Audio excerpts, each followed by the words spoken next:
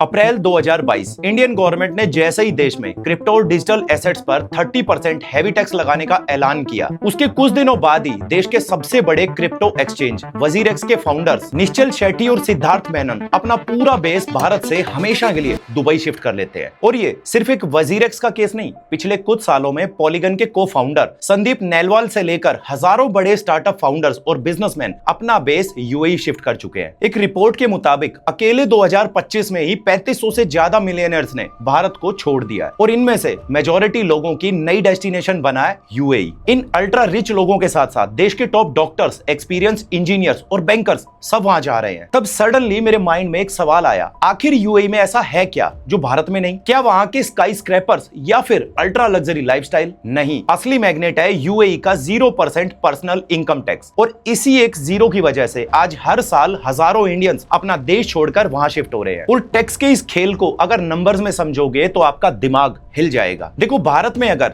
30 लाख सालाना आप कमा रहे हो तो इस पर 30% टैक्स स्लैब और सेस लगाने के बाद लगभग 4 से 4.5 लाख तो सीधा टैक्स के रूप में चला जाता है। अब आप में से बहुत से लोग ये सोच रहे होंगे कि 30% तो 9 लाख हुआ। तो देखो, ऐसा नहीं है, ये टैक्स स्लैब के हिसाब से लगता है। इसको समझने के लिए आप चाहो तो इस टेबल का स्क्रीनशॉट लेके समझ सकते हो। यानी हर महीने आपकी जेब से लगभग 40,000 रुपए गायब होकर सरकारी तिजोरी में चला जाता है। इस लॉजिक से महीने में करीब एक हफ्ते तो आप सरकार के लिए कमा रहे हो। वहीं यूएई में सेम सैलरी पर टैक्स डिडक्शन बिल्कुल जीरो है। मतलब सालाना 4 लाख की सीधी बचत और साथ में एक अच्छी लाइफस्टाइल और ग्लोबल अपॉर्चुनिटीज का एक्सेस भी। ऐसे में क्या हो अगर हमारी सरकार भी इस मास मिलियनियर माइग्रेशन को रोकने के लिए भारत में सारे इनकम टैक्सेस हटा दे? क्या आपकी जेब में एक्स्ट्रा पैसा होने से आपकी जिंदगी बदलेगी और क्या ये माइग्रेशन एकदम से रुक जाएगा? लेकिन आप जो सोच रहे हो रियलिटी उससे काफी अलग होने वाली है, जो आपको लिटरली हैरान करके रख देगी।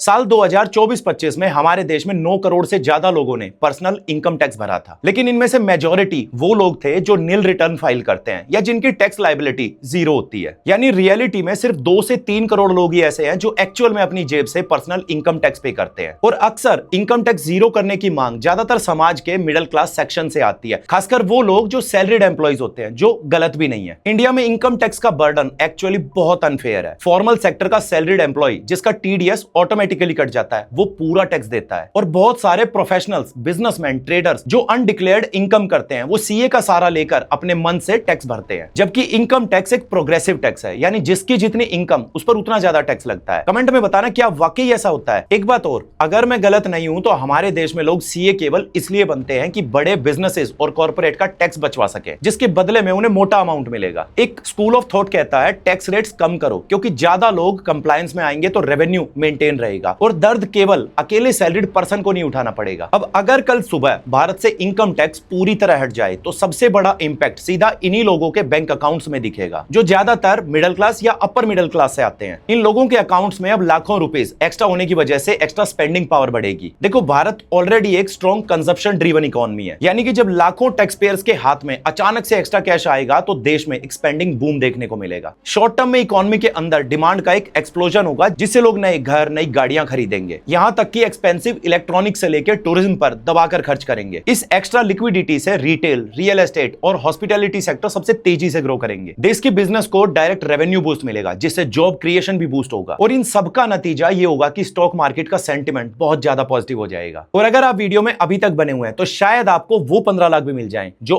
आज तक नहीं आए। अगर याद आया हो तो कमेंट में जरूर बताना। इस सज्जन को क्या तकलीफ है भाई?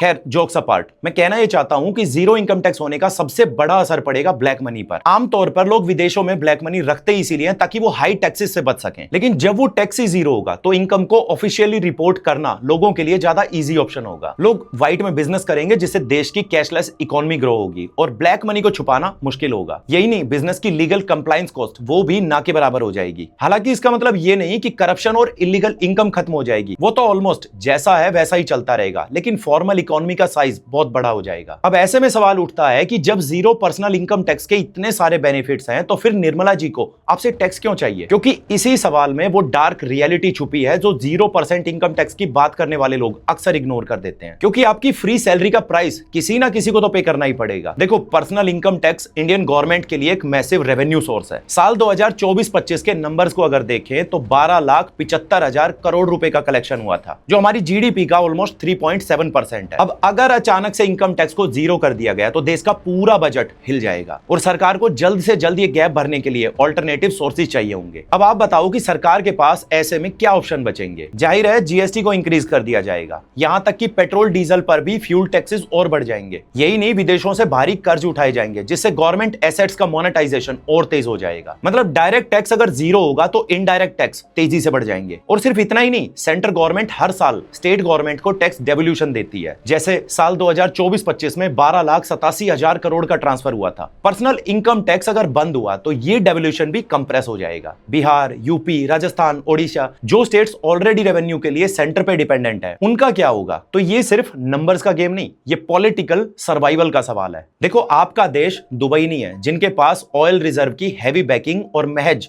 40 लाख की टोटल आबादी है, जिसमें से 90% तो एक्सपेट्स हैं, यानी वो लोग जो कमाने खाने के लिए अपना देश छोड़कर वहां चले जाते हैं, जिससे दुबई गवर्नमेंट को अच्छा खासा रेवेन्यू आता है। क्योंकि वो लोग जो टैक्स बचाने के लालच में वहां जाते हैं, लेकिन सोचो उनके कारण दुबई का कंजप्शन कितना बढ़ता है। उनकी एयरलाइन से लेकर टैक्सी, होटल, खाने पीने की हर चीज में वो रेवेन्यू कमाते हैं। जबकि इंडिया में सिचुएशन बिल्कुल अलग है, हमारे रिसोर्सेज हमें खुद बनाने होते हैं। इनकम टैक्स जीरो होगा तो इनडायरेक्ट टैक्स बढ़ जाएगा, जिसका बर्डन भी शिफ्ट होकर देश के पुअर और मिडिल क्लास पर इनडायरेक्टली गिर जाएगा। देश का वेल्थ गैप और भी बड़ा हो जाएगा, जो एक बड़े सोशल टेंशन को जन्म देगा। आपके डेली यूज के गुड्स महंगे हो सकते हैं, जिससे इकोनॉमी में एक भयानक इन्फ्लेशन रिस्क पैदा हो जाएगा। फिर भी अगर सरकार अपना 12 लाख करोड़ का लॉस रिकवर नहीं कर पाई तो इसका असर वेलफेयर प्रोग्राम पर भी होगा। हमारी food subsidy, health care schemes और रूरल प्रोग्राम, सभी पर खर्च होने वाला पैसा कट डाउन किया जाएगा। भारत जो मिलिट्री पर खर्च करने के मामले में दुनिया के टॉप 5 देशों में आता है, हमें वहां भी कॉम्प्रोमाइज करना पड़ सकता है, जिससे बॉर्डर सिक्योरिटी का रिस्क तो बढ़ेगा ही और मोस्ट प्रोबेबली नए और एडवांस वेपन्स की सप्लाई भी डिस्टर्ब हो जाएगी। आज देश में जहां देखो नए highways, railway lines, metros, digital infrastructure develop हो रहे हैं। अब जाहिर सी बात है कि सरकार इनके लिए भी उतना फंड नहीं कर पाएगी और पब्लिक प्राइवेट पार्टनरशिप मॉडल को लेकर ज्यादातर प्रोजेक्ट्स एक्सपेंड करने होंगे। और जैसे ही प्राइवेट कंपनीज पब्लिक इंफ्रास्ट्रक्चर में इन्वॉल्व होंगी, सड़कों पर टोल से लेकर रेलवे में सफर करना और हॉस्पिटल से लेकर इलेक्ट्रिसिटी तक हर बेसिक सुविधा का बिल आसमान छुएगा। और फिर यहां आपको रियलाइज होगा कि जो पैसा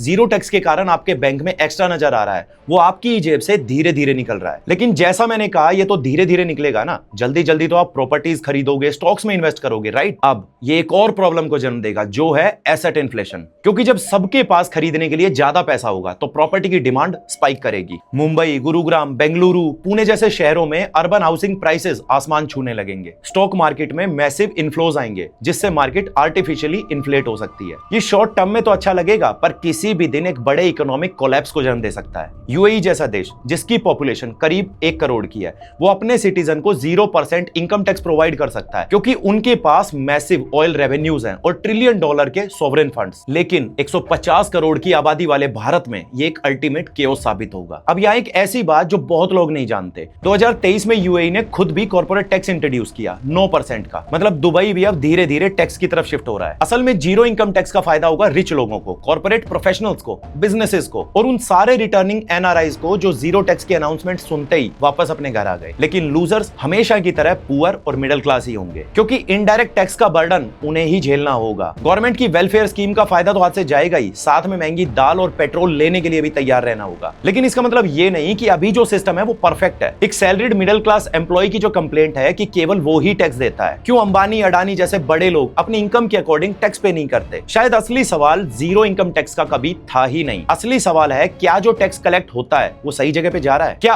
अकाउंटेबिलिटी है, ट्रांसपेरेंसी है? तो सवाल सीधा आपसे है, आप सोचो। और अगर आपको लगता है कि इस टॉपिक पर और डीप जाना चाहिए तो इस वीडियो को उन लोगों के साथ भी जरूर शेयर करना जिन्हें समझना चाहिए। जय हिंद।